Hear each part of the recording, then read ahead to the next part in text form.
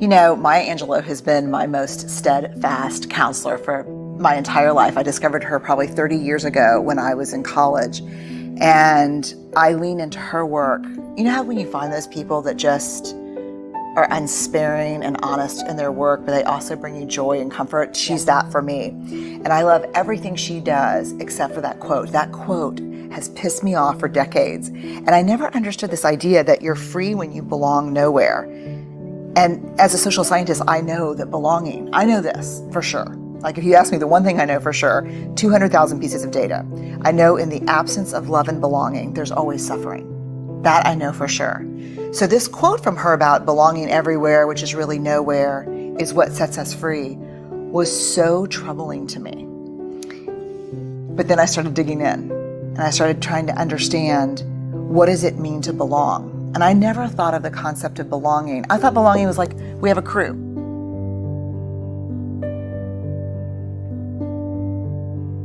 And belonging is something you kind of negotiate with external groups of people, but it's not. What I found very quickly is the rest of that actual quote is part of an interview that she did, where she ended up with Bill Moyers, where she ends up saying, he ends up pushing a little bit on and saying, so are you saying that you belong nowhere and to no one? And she said, I belong to Maya.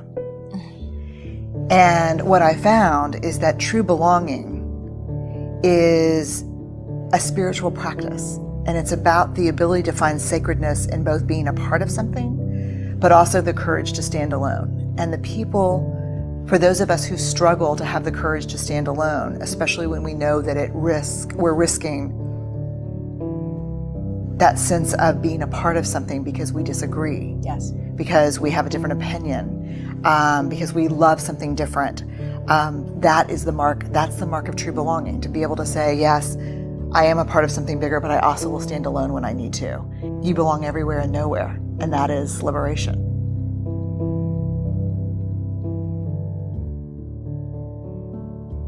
Because when I do a lot of leadership work, I talk about understanding your personal values, and my two personal values are faith and courage. And so they say, don't talk about faith. It's inappropriate. This is a corporation. And so I just got to the point where I'm like, look, I've sat across from thousands and thousands of people over the last 2 decades of my life, listening to the hardest things you can imagine. And the two things that everyone has in common when they're talking about those things are cussing and praying. If you don't want me to cuss and you don't want me to pray, that's awesome. Ask somebody else. Because what I'm not going to do is get up and you. And there are a million people in this space who are better than I am, who know different things than I do. Invite them. If you need me to wear a suit, I totally get it. I'm not going to do that.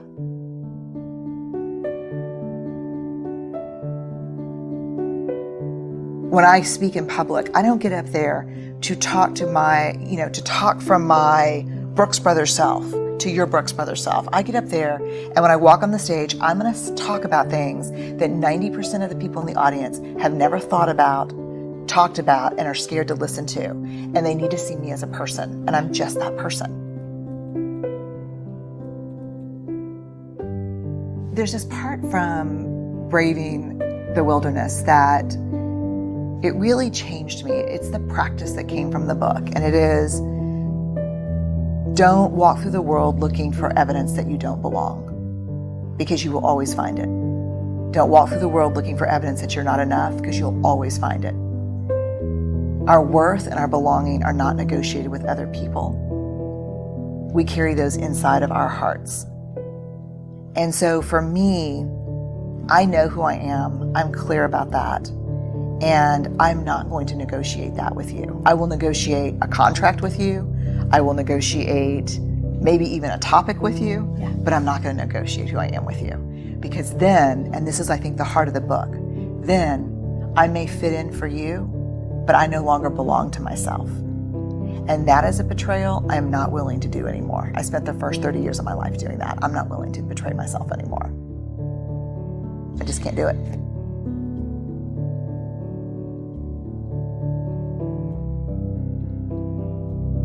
So braving is all about trust. And so probably 3 or 4 years ago, in a lot of my leadership work, I probably, and this is something people don't know about me, I probably spend 90% of my time inside big organizations working with C-suite teams. That's what I do most of the time. And so in working with leaders, one of the things that kept coming up is trust building in teams, building trust in a culture. The thing that's hard about trust is if I work for you and you call me in and I'm like really upset because I got passed over for a promotion, and you say to me, look, Brene, you're doing great work, but there are some trust issues. The minute you say anything that I can perceive as I am no longer trustworthy or you don't trust me, we go completely limbic. We go completely out of listening with our prefrontal cortex to listening, to fight, flight, freeze, defend. Because our trust is our integrity, it's who we are. So I kept wondering, when we talk about trust, what are we actually talking about? What could you call me into your office and say to me that would be more helpful, more impactful, and productive than we have trust issues or I don't trust you? So we dug into the data to figure out what is trust, what do we mean when we say trust? And what I found are there are 7 elements that we're talking about when we talk about trust. And these are observable and measurable. These are what we can talk about with each other. So braving is the acronym we use. B is boundaries. You set boundaries. When you don't know what they are, you ask. You're clear about what's okay and not okay, which is, as you know, so hard for people. Boundaries are really hard. Reliability is the R.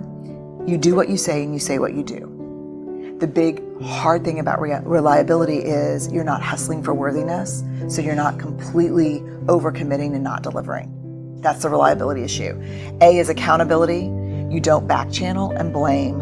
You hold people accountable in a straightforward way. V, which I think is really interesting, is the vault. What people don't understand about the vault that's really interesting to me too is that you call me in and I'm saying, I don't understand why I got the position. You say, look, we've got some trust issues that we need to work through specifically. I want to talk about confidentiality in the vault. And I look at you like, Marie, I have never shared a single thing that you have told me in the 10 years we've known each other. And you look back at me and say, yes, but you come in here on a regular basis and share things with me that are not yours to share. It's the other side of confidentiality. It is not only do you not talk out of school between us, you don't come in here and say, hey, look, I know what's going on with John, blah, blah, or this is what's happening with, So, because when I do that, and I do that to get connection with you, I do that as a bid for connection. Let me tell you what's going on that you don't know about. Yeah. But when I walk out of the office, you trust me less because I'm using stories that are not mine as currency. So we've got the vault. Then we go to I, integrity, which is choosing courage over comfort, practicing your values. And this is a big one. And I think we have this in common. And I love this about you. It's choosing what's right over what's fun, fast, and easy. We have a culture of fun, fast, and easy. We have a culture of people who don't do discomfort. I've never achieved a single thing in my career or life comfortably. And then we go to N for non-judgment. You can ask for help without feeling judged, and I can ask for help without judging myself. And then generosity, which I think is probably the biggest, hardest one for me sometimes, which is when something happens, I assume positive intent. So if things go sideways between us, I'm like, damn it, Marie, I'm so pissed off. I go and say, let me assume the best. Help me understand what happened, Marie. I thought we had a plan around this. And I give you a chance, a benefit of the doubt before I launch into my anger.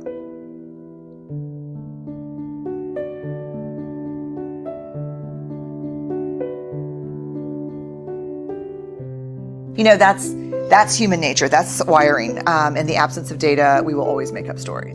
And so I think for braving the wilderness, the whole idea of the wilderness being those times when we stand alone and those times when we go out on a limb, the times we walk away from what we know, our ideological bunkers and our beliefs, braving is the tool to help us manage the wilderness.